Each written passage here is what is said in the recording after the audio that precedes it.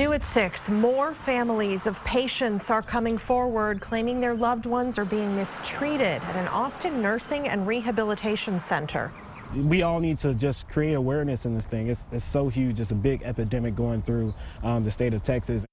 We told you last night about the nursing assistant suspended after Snapchat videos showed an elderly patient being taunted. That was one employee. After our story aired, family members of patients reached out with their own concerns. KXAN's Alicia Inns spoke with a man who is working to get his father out of the facility, but he wants to make sure everyone else who's still there gets better care.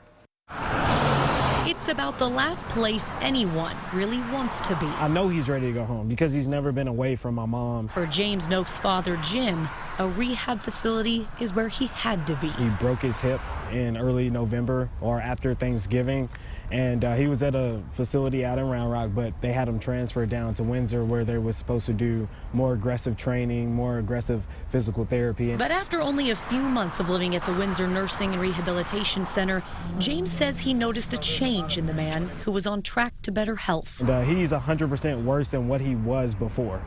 He was able to walk on his walker. He was able to use the bathroom by himself. Now he's not able to. Then just last week, James and his mother discovered bruises all along Jim's arm. So we went to the staff, we went to the head nurse, and they gave us two different stories.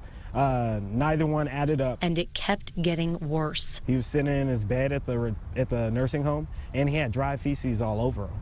And the nurses failed to change him, didn't really care about changing him, didn't really care about doing anything to address the issue. James called and reported Windsor to the Department of Family and Protective Services. It's like it's getting worse. It's like we're not taking care of our elders. His family will be seeking legal action, not only for the safety of his father, but for all elderly people who aren't being protected. Look out for things, ask questions, get to know the nurses. If they don't want to get to know you, then talk to the administrative director. If he doesn't want to talk to you, now we got a problem. Alicia Inns, KXAN News.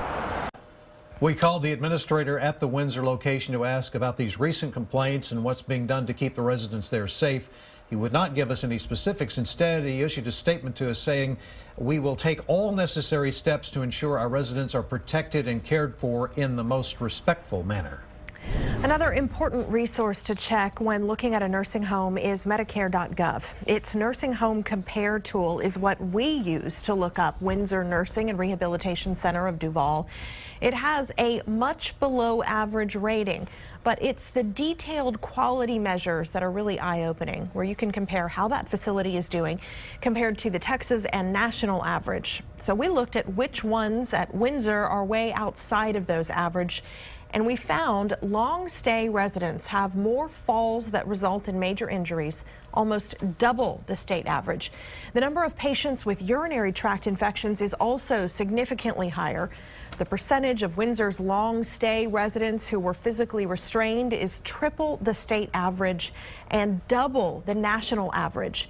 We also noticed the number of long-stay residents on antipsychotic medication is much higher than average. You can see for yourself or check out the averages for any nursing home. It's on Medicare.gov.